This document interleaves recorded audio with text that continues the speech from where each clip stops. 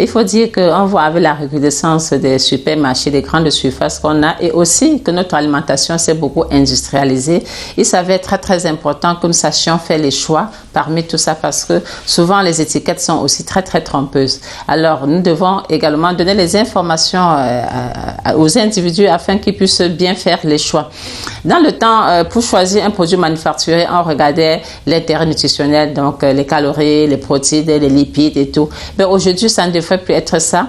Le premier élément que vous devez regarder, la première chose, c'est la liste des ingrédients. Quand vous regardez la liste des ingrédients, il faut savoir qu'on classe toujours du plus important au moins important.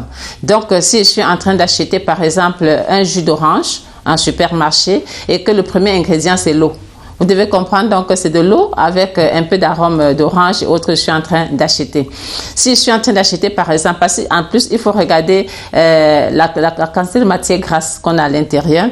Les graisses, vous allez souvent regarder, on met graisse, mais on met graisse trans. Les graisses trans sont des graisses avec lesquelles nous sommes en guerre. Parce que c'est les graisses qui nuisent beaucoup à notre santé, qui causent beaucoup de problèmes. Donc, vous devez regarder qu'il y ait moins de graisses possible et surtout 0% de graisses trans, parce que c'est des mauvaises graisses pour la santé. Ensuite, on va regarder les calories. Les calories nous indiquent aussi sur la quantité de graisse que nous avons dans cet aliment, parce que plus c'est calorique, ça voudrait dire que c'est bourré de graisse, même si on ne vous a rien dit, c'est bourré de graisse. Pourquoi? 1 gramme de graisse donne quand même 9 kilocalories. Imaginez-vous que vous prenez peut-être les légumes en conserve, et qu'on vous dise que pour 250 grammes, ça vous apporte jusqu'à 500 ou 400 kilocalories, ça voudrait dire qu'on a bourré d'amidon et de graisse. Donc, il faut se méfier de ces autres produits. Le quatrième élément, nous allons aussi regarder l'additif, les additifs qu'il y a à l'intérieur. Est-ce qu'il y a les exhausteurs de goût? Les exhausteurs de goût, c'est un peu ce qu'on appelle les cubes, ce qui relève le goût. Donc, c'est tout ce qui est E. En dehors de la vitamine E, quoi. Donc, les E, ceci, les E, cela, c'est tous ces autres E qui sont parfois très délectaires pour notre santé. Il ne faudrait pas qu'il y en ait beaucoup à l'intérieur. Donc, il faudrait regarder cela. Et pour savoir si vous avez les exhausteurs de goût, c'est les glutamates. Et par exemple, que vous allez voir, c'est les glutamates monosodiques. Donc, lorsque vous voyez ces noms ou la glycine, sachez que c'est les exhausteurs de goût. Parce que moi, je vois des personnes qui disent, je ne consomme plus le cube, mais ils sont en supermarché, ils achètent des choses qui contiennent ce cube-là. Donc, et enfin, il faudra regarder maintenant, la quantité de sel qu'on peut avoir à l'intérieur. Il faudra regarder est-ce qu'il y a du cholestérol à l'intérieur. Donc, ces éléments nous permettent aujourd'hui de savoir si ce qu'on achète est un produit sain pour nous ou pas. C'est vrai que parfois, même en regardant ça, on va quand même acheter ce produit pour se faire plaisir, mais on saura tout au moins qu'il ne faut pas consommer en grande quantité, qu'il faut limiter au maximum la consommation de ces produits. Et il y a l'autre aspect, c'est le poids de ce que j'achète. Prenez par exemple une boîte de champignons, on va vous dire le poids net c'est 400 grammes. Mais il précise qu'en fait vous n'avez que 200 grammes de champignons à l'intérieur et 200 grammes d'eau. Hein? Donc vous achetez de l'eau avec un peu de champignons. Et parfois il y a un autre produit à côté où le poids net c'est aussi 400 grammes, mais on a 300 grammes de champignons à l'intérieur et moins d'eau. Donc il faudrait que ça attire souvent notre attention afin qu'on puisse faire les meilleurs choix. Oui, ça va être très très important de lire les étiquettes parce que c'est à partir de là que vous gâtez tout ou bien vous gagnerez. Hein? Et on est donc obligé de pouvoir apprendre aux gens comment lire ces étiquettes. Parce que quand vous regardez, il y a l'autre aspect, les sucres. On va vous dire les glucides, tout le monde sait que c'est des sucres. Mais en bas, on met encore sucre ajouté. Sucre ajouté, c'est le sucre sirop glucose, c'est le sucre simple. Et donc, quand vous regardez la quantité de sucre ajouté, c'est beaucoup, c'est pas normal. Imaginez-vous que vous achetez de la viande en grande surface et que c'est un peu sucré. Ça, on a mis du sucre. Et c'est pas pour rien qu'on met du sucre, c'est pas pour le goût sucré. C'est pour camoufler certaines choses qui ne sont pas bonnes. Donc, il faudrait vraiment faire très attention. Et aussi, savoir que ces étiquettes, parfois, sont aussi mensongères. Si c'est, par exemple, le cas des légumes frais, personne nous achetons aussi légumes frais en grande surface, il faut regarder la couleur, il faut regarder la texture, il faut toucher. Si c'est des surgelés et que c'est décongelé complètement, c'est pas dur, ferme, c'est pas bon, c'est un produit qui est presque avarié, même si la date de péremption n'est pas encore atteinte, puisque le réflexe aussi souvent, c'est de regarder cette date de péremption. Même si elle n'est pas atteinte, c'est un produit qui est déjà gâté, c'est un surgelé qui, on a congelé, décongelé, recongelé, il n'est plus bon, il n'est plus propre à la consommation, il y a beaucoup d'éléments nutritifs qui sont altérés à l'intérieur.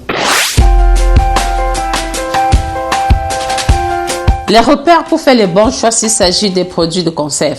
Par exemple, c'est vrai, tout le monde sait aujourd'hui qu'il faut regarder la date de péremption. Ça, c'est très, très important. Il faut maintenant regarder, comme je l'ai dit, la liste des ingrédients. il faut savoir que c'est pas autre d'importance. Il faut s'assurer que le produit que je prends n'a pas beaucoup d'exhausteurs ou bien beaucoup de conservateurs. Parce que souvent, on met l'acide citrique. Les gens disent, oui, c'est la vitamine C. C'est le conservateur. C'est pas votre vitamine C naturelle que vous avez à l'intérieur. Donc, il faut le savoir. Il faut également regarder au niveau des calories. Parce qu'aujourd'hui, tous les excès nuisent. Nous avons un problème de surcharge pondérale qui est devenu un problème de santé publique.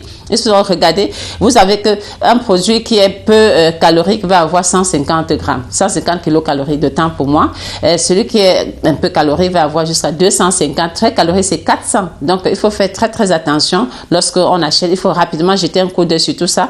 Quand vous regardez les gens en grande surface lire, c'est pas par rapport au prix. Non, le prix, on doit le regarder qu'en dernière position.